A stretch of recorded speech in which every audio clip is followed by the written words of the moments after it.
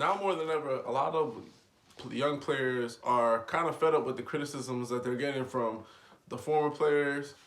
They feel like instead of it being constructive criticism, instead of a player saying like, "Hey, I love your game and I think you're great and excellent, but there's one or two things I feel like you could do better," instead of taking like that kind of approach, giving them the good first, then hitting them with the bad later. It's sort of like How to Win Friends and Gain Influence. A lot of the old timers are hitting players with like a lot of negative rhetoric, and they don't like it. They're point blank saying it. James Harden was one of the few. I mean, one of the guys that said, "Hey, like besides Dwayne Wade, all I've heard is negativity about me getting traded to the Brooklyn Nets." And Shaq was one of the people that expressed negativity about it, saying that James Harden basically didn't do enough. And Shaq looked at it from perspective of, when I say what I'm saying, it's because I'm not one of your yes men boys next to you. I'm gonna tell you the truth and how it really is. Now, this is my problem with the old timers. Okay, the old timers, they grew up in an era where there wasn't so much sensitivity, so they should really approach everything like, I gotta be a little bit more sensitive so the new generation can kind of get my message. I think Kobe Bryant, the late great Kobe Bryant, did this when he was teaching and passing all his messages to the youth. He didn't really go all out mama mentality on them. He kind of gave it to them from a different perspective, kind of helping them learn and slowly kind of speaking their language. He was like that bridge. Kobe, honestly, his anniversary is coming up, and his wife has asked for people to show respect and everything. I'm gonna show respect and utmost respect. Kobe was that bridge between the old timers and the youth, because he basically played with the old timers, grew up with them, raised by the wolves, and he could bring the food and everything, and disseminate all the information to the tigers and the bears and all the young cubs and everything like that. So that being said, that's my problem with the old timers. They don't have that.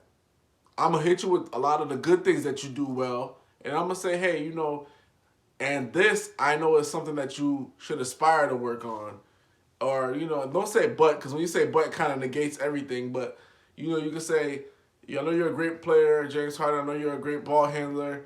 And I know that you want to take the challenge defensively. Now, is that something you're looking forward to really showing that you could do? And, that's the kind of approach that the youth want to see it. That's my only problem with the old timers. That's why the youth don't listen to them. Because they come out straight up like, yo, you suck on defense, this, that. They don't have no time to sugarcoat it because nobody sugarcoated it with them. Now, here's my problem with the players.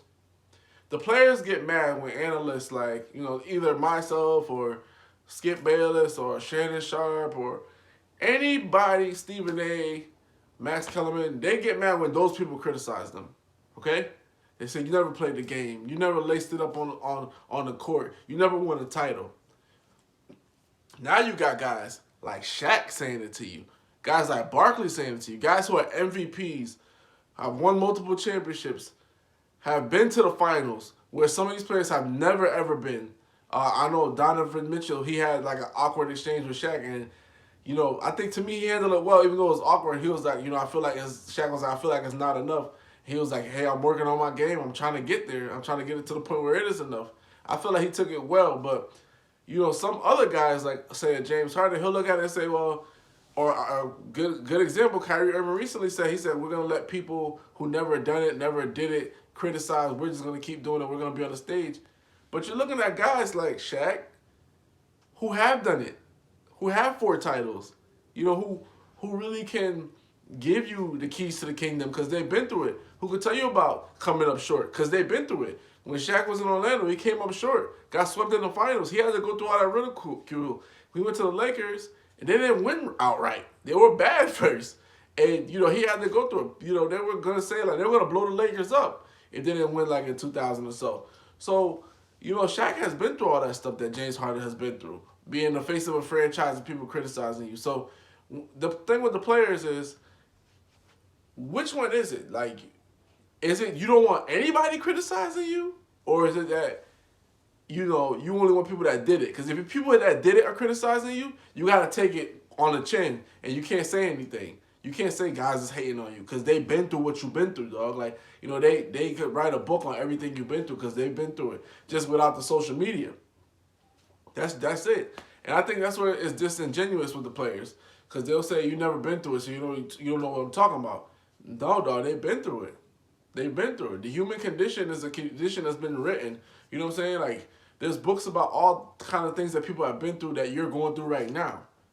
So if a player can give you life experience that came before you, you can't really call it hate. That's just disingenuous. And then when I look at it, it's like guys pick and choose who they take strong criticism from. You know, when T-Mac and Kobe did a interview with Rachel Nichols, they said James Harden's style was flat out not going to win a championship. He can't win that way. James Harden said, I agree. But when Shaq said something like, hey, you know, him going to the Nets, he didn't do enough. He's like, I'm hearing people hating on me saying I didn't do this, I didn't. Which one is it? Is it the criticism that's bad? Is it the fact that the player has the same background as you? Because Shaq has more accolades than you. You know, more often than not, a person that has succeeded more than you, they won't try to criticize you. Because, you know, they want to build you up so you can succeed as well. You know, you never see a billionaire saying, like, look at that bum on the corner. Look at him. He's so dirty. He smells like crap. He's not going to even say anything like that. Ever. Ever. You're not going to find him. It would be very rare, like 1%. 0.05%. So now you're looking at, you know, is it because it came from Kobe's mouth and T-Mac's mouth that it's fine? And it's not because it's Shaq's mouth is not? Like, that's kind of where I draw the line. Like, I feel like, you know, there has to be some kind of give from both sides. But, you know, to me, I feel like this. Like, if somebody's more successful in a field or has done what you've done and they've achieved way more, I feel like if they're saying something to you, like, it's not adding up in your head or it's not good enough, you really got to look at their resume and say, like, have they gone through it? Have they been swept? Have they lost? Have people criticized them? Have people said they're not good enough? Have they achieved? Have they won titles? Have they won MVPs? Oh, they've done that. All right, well, maybe what they're saying is kind of valid. You know, if the reporters and everything, if those people aren't valid, if the people that never laced them up aren't valid, the people that laced them up are at least valid, guys. I think you got to give them some kind of credit there. Hoops Junction, where Hoops meets Hoopla. Like, comment, subscribe.